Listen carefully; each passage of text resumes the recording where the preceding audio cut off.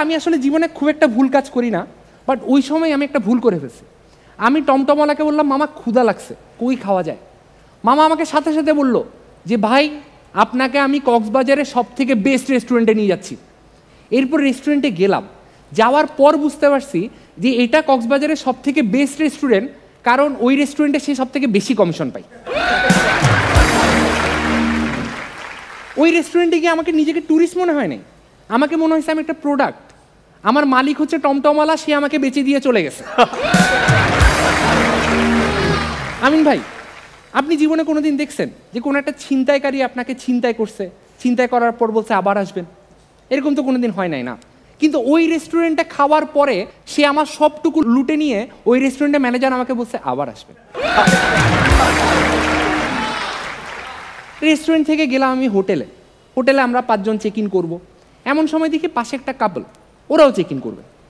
হোটেলের ম্যানেজার বলল যে স্যার, আপনারা কি ম্যারিড? ছেলেটা বলল হ্যাঁ ম্যারিড। তখন কাপলটা বলল যে ঠিক আছে, আমরা চেক ইনটা কাগজপত্র আগাই। তখন ম্যানেজার বলল স্যার, আপনার ম্যারেজ সার্টিফিকেট একটু দেখানো লাগবে। তখন গিয়ে ছেলেটা বলে উঠলো, ম্যারেজ সার্টিফিকেট দেখানো লাগবে? এটা তো আমার জানা ছিল না। এই শুনে মেয়েটা বলল, তোমার কি জানা ছিল? তুমি আমাকে এখানে আনছো কেন? তোমার জীবনে কোনো জিনিস মনে থাকে? এই বলে 30 মিনিট মেয়েটা ওই ছেলেটাকে ঝাড়ছে। ঝাড়ি শুনে রিসেপশনিস্ট চাবিটা ছেলেটার হাতে দিয়ে বলছে ম্যারেজ সার্টিফিকেট লাগবে না, আমি বুঝে গেছি আপনার বিবাহিত।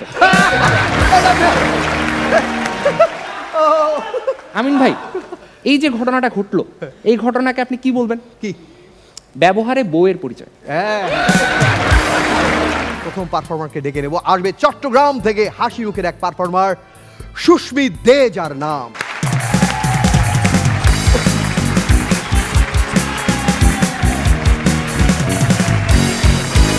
কেমন আছেন সবাই? ভালো। আমরা 12 জন ফ্রেন্ড মিলে চিটাং থেকে কক্সবাজার একটা ট্রিপ ম্যানেজ করছি। এই ট্রিপের আয়োজন করলে না, আপনি 3 ধরনের মানুষের সাথে পরিচিত হবেন। এক, ভালো মানুষ, ওরা ট্রিপের যেদিন প্ল্যান হয় ওই দিনই বলে দেয় দোস্ত আমি পারবো না। 2, ট্রিপের যেদিন প্ল্যান হয় ওই দিন থেকে সে আপনার থেকে বেশি এক্সাইটেড থাকবে, আর যেদিন আপনারা ট্রিপের জন্য যাবেন সেদিন বলবে দোস্ত আমি পারবো না।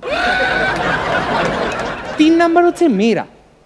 আগে একটা সময় ছিল, মেয়েরা যখন তার মাকে বলতো মা ট্যুরে যাব, তখন মা বলতো এখন না, বিয়ের পর জামাইয়ের সাথে যাইস। এখন 2025 সাল, দেশ আগাইছে, মানুষ আগাইছে, সমাজ অনেক আধুনিক হয়েছে। এখন যখন মেয়েরা বলে মা ট্যুরে যাব, তখন মা বলে এখন না, বিয়ের পর জামাইয়ের সাথে যাইস। কিছু আছে যে ট্যুরে যাওয়ার 1 ঘন্টা আগে মাকে বলে মা আমি একটু বেরোচ্ছি, এমনভাবে বলে যেন নিচের থেকে 2 কেজি চাল আর 1 কেজি ডাল আনতে যাচ্ছে। মা জিজ্ঞেস করে কই যাস? সে বলে কক্সবাজার, 3 দিনের জন্য, 1 ঘন্টা পর বাস। এত ফাস্ট রেসপন্স করে যে মা কি বলবে বুঝে উঠতে পারে না। ওই ক্যাটাগরিতে আমি পড়ি। তবে এরকম অনেকজন আছে যাদের অ্যাকচুয়ালি ছেলে মেয়ের মধ্যে ভাগাভাগি নাই, ওই ক্যাটাগরিটাতে। ওরা হচ্ছে যখন ট্রিপের কথা বলবেন তখন এক পায়ে খাড়া, যখনই বলবেন পার হেড 1500 টাকা করে, তখন বলবে দোস্ত আমার এক্স্যাক্টলি ওই 3 দিনই কাজ আছে, আমি যেতে পারবো না রে। আমি আমার একটা ফ্রেন্ডকে বলছি দোস্ত কক্সবাজার যাবি ট্যুরে? সে বললো কক্সবাজার যাবো না, ক্যালিফোর্নিয়া যাব। আমি বললাম ক্যালিফোর্নিয়া কেন যাবি তুই? তখন সে বললো দেখ, এন্ড অফ দ্য ডে আমাকে যদি ট্যুরটা ক্যান্সেলই করতে হয়, তাহলে কক্সবাজার ক্যান্সেল করার থেকে ক্যালিফোর্নিয়া ক্যান্সেল করা বেটার। তবে পাভেল ভাই, এই ট্যুর প্ল্যান করে না আমার অনেক লাভ হয়েছে। আমি 1.5 লাখ টাকা সেভিংস করতে পারছি। আমি চিটাং থেকে নেপালের একটা ট্যুর প্ল্যান করছিলাম, পার হেড 1.5 লাখ টাকা, যাই নাই সেভ। এই যাবো না করে 12 জনের ট্যুর 5 জনে গিয়ে ঠেকছে। এই 5 জনের জন্য আমি তেনাবাসের 5টা টিকিট করছি। চিটাং থেকে কক্সবাজার তেনাবাসের একটা আলাদা ভূমিকা আছে। আপনি যত বড় নাস্তিক হন না কেন, তেনাবাসে উঠলে ড্রাইভার এমনভাবে গাড়িটা চালাবে আপনি ঈশ্বরে বিশ্বাস করতে বাধ্য। তেনাবাস থেকে যান নিয়ে আমি কক্সবাজারে নামলাম, নেমে একটা টমটম ভাড়া করছি, হোটেলে যাব। এরপর আমি আসলে জীবনে খুব একটা ভুল কাজ করি না, বাট ওই সময় আমি একটা ভুল করে ফেলছি। আমি টমটমওয়ালাকে বললাম মামা ক্ষুধা লাগছে, কই খাওয়া যায়? মামা আমাকে সাথে সাথে বলল যে ভাই আপনাকে আমি কক্সবাজারের সব থেকে বেস্ট রেস্টুরেন্টে নিয়ে যাচ্ছি। এরপর রেস্টুরেন্টে গেলাম, যাওয়ার পর বুঝতে পারছি যে এটা কক্সবাজারের সব থেকে বেস্ট রেস্টুরেন্ট, কারণ ওই রেস্টুরেন্টে সে সব থেকে বেশি কমিশন পায়। ওই রেস্টুরেন্টে গিয়ে আমাকে নিজেকে ট্যুরিস্ট মনে হয় নাই, আমাকে মনে হয়েছে আমি একটা প্রোডাক্ট। আমার মালিক হচ্ছে টমটমওয়ালা, সে আমাকে বেচে দিয়ে চলে গেছে। আমিন ভাই, আপনি জীবনে কোনোদিন দেখছেন যে কোনো একটা ছিনতাইকারী আপনাকে ছিনতাই করছে, ছিনতাই করার পর বলছে আবার আসবেন? এরকম তো কোনোদিন হয় নাই না। কিন্তু ওই রেস্টুরেন্টে খাওয়ার পরে সে আমার সবটুকু লুটে নিয়ে ওই রেস্টুরেন্টের ম্যানেজার আমাকে বলছে আবার আসবেন। রেস্টুরেন্ট থেকে গেলাম আমি হোটেলে। হোটেলে আমরা 5 জন চেক ইন করবো। এমন সময় দেখি পাশে একটা কাপল, ওরাও চেক ইন করবে। হোটেলের ম্যানেজার বলল যে স্যার আপনারা কি ম্যারিড? ছেলেটা বলল হ্যাঁ ম্যারিড। তখন কাপলটা বলল যে ঠিক আছে, আমরা চেক ইনটা মানে কাগজপত্র আগাই। তখন ম্যানেজার বলল স্যার আপনার ম্যারেজ সার্টিফিকেট একটু দেখানো লাগবে। তখন গিয়ে মানে ছেলেটা বলে উঠলো ম্যারেজ সার্টিফিকেট দেখানো লাগবে, এটা তো আমার জানা ছিল না। এই শুনে মেয়েটা বলল তোমার কি জানা ছিল? তুমি আমাকে এখানে আনছো কেন? তোমার জীবনে কোনো জিনিস মনে থাকে? এই বলে 30 মিনিট মেয়েটা ওই ছেলেটাকে ঝাড়ছে। ঝাড়ি শুনে রিসেপশনিস্ট চাবিটা ছেলেটার হাতে দিয়ে বলছে ম্যারেজ সার্টিফিকেট লাগবে না, আমি বুঝে গেছি আপনারা বিবাহিত। আমিন ভাই, এই যে ঘটনাটা ঘটলো, এই ঘটনাকে আপনি কি বলবেন? কি ব্যবহারে বউয়ের পরিচয়। তো ঘোরাঘুরি করে 2 দিন শেষ। আমি দ্বিতীয় দিন আমাদের ট্যুর ম্যানেজার কালামানিককে বললাম যে বন্ধু এখন তো দ্বিতীয় দিন, কই খাওয়া যায়? সে আমাকে বলল চল মারমেডে খাবো। আমি বললাম মারমেড তো অনেক এক্সপেন্সিভ, আমাদের কাছে কি এত টাকা আছে? কালামানিক বলল টাকা নিয়ে কোনো টেনশন নাই, টাকার কোনো অভাবই নাই। তারপর আমরা সবাই গেলাম মারমেডে। যেহেতু টাকার কোনো অভাব নাই, আমি একটা পশ ডিশ অর্ডার করছি। আপু, ডিশটার নাম ছিল মাস্টার্ড এশিয়ান সি ব্যাস। এশিয়ান সি ব্যাস cooked in mustard oil, served with aromatic jasmine rice alongside potato and tomato purée. Serve করার পর দেখি ভেটকি মাছের পাতুরি দিয়ে দিচ্ছে।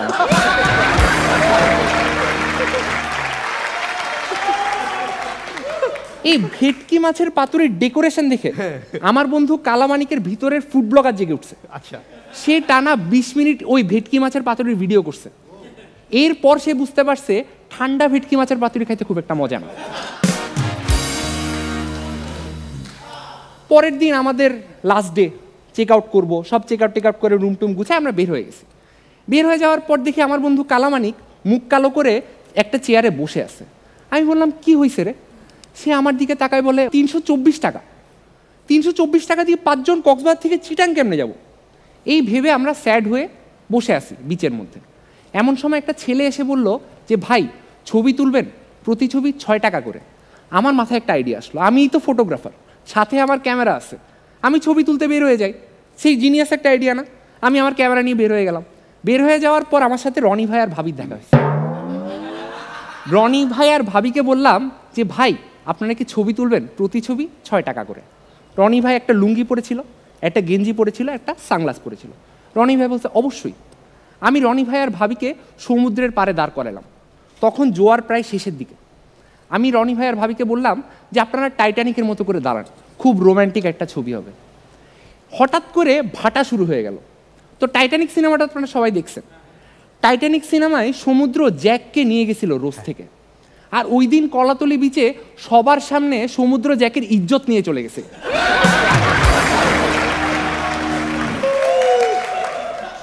এই অবস্থায় কি আর টাকা নেওয়া যায় না? আমি সামনে আগায় গেলাম, গিয়ে দেখি আমাদের মেন্টর তারেক ভাই আর ভাবি। আমি কি বললাম ভাই আপনার দেখা পাইলাম, ভাল লাগছে আমার থেকে, আপনি কি ছবি তুলবেন, প্রতি ছবি মাত্র 6 টাকা করে। তারেক ভাই বললো অবশ্যই। আমি তারেক ভাইকে বললাম ঠিক আছে, আপনি এই জায়গাটায় দাঁড়ান, ভাবি এইখানে দাঁড়ান। তারাই আমি ছবি তুলতেছি। প্রথম ছবি তুললাম, দেখি কালো আসে। দ্বিতীয় ছবি তুললাম, দেখি তাও কালো আসে।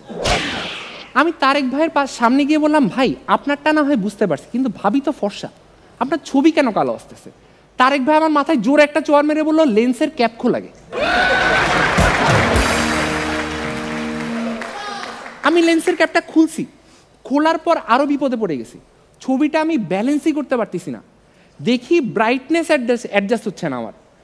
ব্রাইটনেস যদি বেড়ে যায় তারেক ভাইয়ের বউ গায়েব, ব্রাইটনেস যদি কমে যায় তারেক ভাই গায়ে। আমি কোনো মতে ব্যালেন্স করে তারেক ভাইয়ের একটা ছবি তুললাম, তুলে তারেক ভাইকে দেখাইছি, ভাই ছবিটা কেমন হয়েছে। তারেক ভাই ছবিটা দেখে বললো সবই তো বুঝলাম, কিন্তু এখানে আমি কোথায়? আমি বললাম ভাই দেখেন, ভাবির কাঁধ বরাবর 2টা সাদা লাইন দেখতেছেন না, এই 2টা হচ্ছে দাঁত, বাকিটুকু আপনি বুঝে নেন। তারেক ভাই আমাকে মারতে আসছে, আমি তারেক ভাই থেকে পালায় সামনে গেলাম, 1 টাকাও ইনকাম হয়নি। তখন আমার সাথে দেখা হয়েছে আমাদের সেটের জাহাঙ্গীর ভাইকে। জাহাঙ্গীর ভাইকে দেখে আমার মন টন ভালো হয়ে গেছে, ডিরেক্টর সাহেব।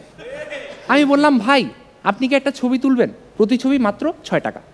তখন জাহাঙ্গীর ভাই বললো অবশ্যই ছবি তুলবো। পাভেল ভাই বিশ্বাস করেন 2 ঘন্টা 20 মিনিট সময় আর শ্রম দিছি, এরপর ওখান থেকে আমাকে পালায় আসতে হয়েছে। আমি জাহাঙ্গীর ভাইকে দাঁড় করাইছি, উনি দাঁড়াইছে ঠিকঠাক মতো। যেই ছবি তুলতে যাবো ওই সময় জাহাঙ্গীর ভাই বলছে সুস্মিত একটু ডানে চাপো, না না না একটু বামে চাপো, লাইটটা ঠিক আছে তোমার, লেন্সটা পরিষ্কার আছে, আরে লাইট তো ঠিক নাই, তুমি আর একটু বামে চাপো আর একটু ডানে চাপো। এই করতে করতে ছবিটা তুলতে যাব, দেখি আমার ক্যামেরার চার্জ শেষ। জাহাঙ্গীর ভাই বলছে সাদেক ব্যাটারি চেঞ্জ করো। আমি বললাম কোন সাদেক, কে সাদেক? আপনি সুগন্ধা কক্সবাজারে আছেন, হাঁসও সেটে নাই। পালাই আমি চলে আসছি এখানে। বাট আজকে পাভেল ভাই আছেন, ভালো হয়েছে।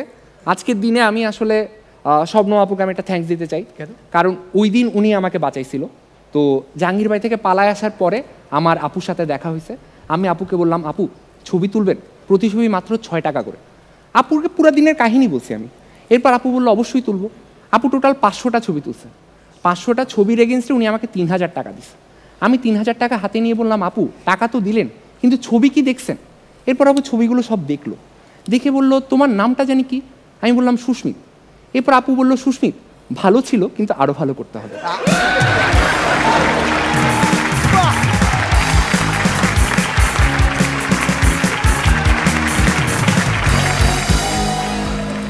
অনেক অনেক টাকা বেঁচে গেল, আমার শুধু না, সামনে যারা দেখছে সবার অনেক টাকা বেঁচে গেল। কিভাবে? এই যে ট্যুর প্ল্যানের টোটাল টাকা বেঁচে গেল, অথচ আমরা একটা টোটাল জার্নি করে আসলাম সারা দেশ। থ্যাংক ইউ, অসাধারণ। মানে আমি দেখলাম যে স্টার্টিং থেকে শেষ পর্যন্ত কি একটা গাঁথুনি। আমি জানি না কিভাবে প্র্যাকটিস করেছো বা একটা ট্যুর প্ল্যানই করে ফেলেছো যে একবারে টোটাল একবারে গোছানো ছিল। দারুণ।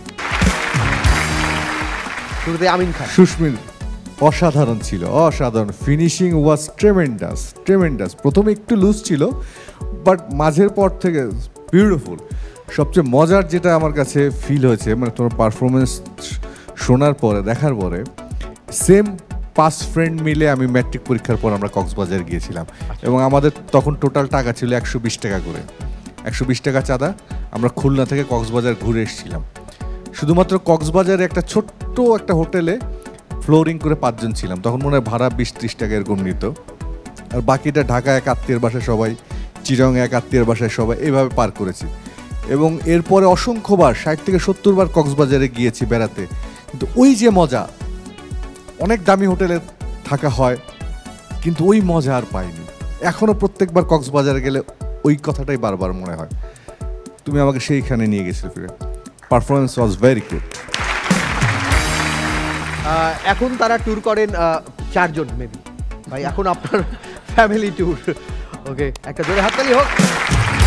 শবনম ফারিয়া। না না, আমার আগে একটা প্রশ্ন আছে আমিন ভাইয়ের কাছে। জি। ওইটা কত সালে 120 টাকা দিয়ে আপনি কক্সবাজারে গিয়েছিলেন? এটা কোন সাল ছিল? ওইটা ছিল সত্যি করে বলেন। 89। 89, আমাদের জন্মের অনেক আগে। এবং সবচেয়ে মজার ব্যাপার হচ্ছে ওই 5 জনের মধ্যে একমাত্র আমারই কক্সবাজার যাওয়ার অভিজ্ঞতা ছিল, তাও ক্লাস 7-এ থাকা অবস্থা একবার গিয়েছিলাম। তখন ওই টিমের আমি টিম লিডার, আমি নিজেই কিছু বুঝি না। কিন্তু ওই সময়ের যে আনন্দ, মানে সারা জীবন সেই আনন্দ আর পাওয়া যাবে না। ওকে, শবনম ফারিয়া। বাহ!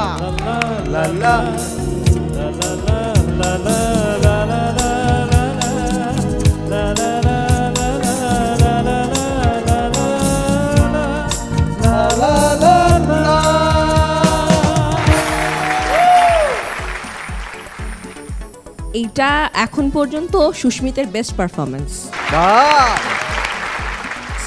সো আমি একটা জিনিস দেখলাম, যখনই কাউকে বলা হয় না ভালো ছিল আরো ভালো করো, অ্যাকচুয়ালি ভালো হয় পরেরটা। এটা আপনি আরো আগে কেন বলেননি? বলতাম, বুঝছো, ওরা প্রথমে সিরিয়াসলি নেয়নি। যখন একদিন বকা দিলাম না, তারপর দেখি ওকে কাজ হচ্ছে বেটার। সুস্মিত খুব ভালো ছিল, খুব ভালো ছিল। আমি শুধু দেখতে চাই যে হার্ট পাওয়ার পর পরেরটা আরো কেমন ভালো হয়, ঠিক আছে না? ওকে, এটা জোরে হাততালি সুস্মিতের জন্য। ও একটু শুধু জানতে চাই, একটু নিজের একটু ট্যুর প্ল্যান বলেন। আপনার তো 5জন 4জন থাকে না মনে হয়, উনার আমি একটু বলি, উনার ফ্রেন্ড সার্কেল আবার এত, শেষ পর্যন্ত কেউ যেতে পারে না, শুধু 2 জন যায়। ভাই কি এটা বলেন বলেন বলেন বলেন। না মানে ও যেটা বললো না, ওইটা তো সবসময় শুনে এসছি যে বন্ধুদের সাথে যাওয়া যাবে না, বিয়ে করো তারপরে যেও। তো বিয়ে করার পরেও হাজবেন্ড নিয়ে যায় নাই, তারপর তো বিয়েই ভেঙে গেল। এরপর আমি একবারই বাসা থেকে 2বার বাসা থেকে ঘুরতে যাওয়ার পারমিশন পেয়েছিলাম। একটা হচ্ছে তৌসিফ মাহবুবের ব্যাচেলার ট্রিপ ছিল, আমি সাফা কবির, তৌসিফ মাহবুব আর আমাদের আরো 2টা ফ্রেন্ড, আমরা 5 ফ্রেন্ড নেপাল গিয়েছিলাম। আর গত বছর একটা ট্রিপ ছিল যেটাতে আমরা সবাই গিয়েছিলাম, আমি, সিয়াম, তৌসিফ, সাফা, টয়া, তামিম, আমরা সবাই একসাথে থাইল্যান্ড গিয়েছিলাম। তো আমি বাসা থেকে 2বারই ট্রিপে যাওয়ার সুযোগ পেয়েছিলাম, কিন্তু 2টাই ইন্টারন্যাশনাল ট্রিপ ছিল। ওকে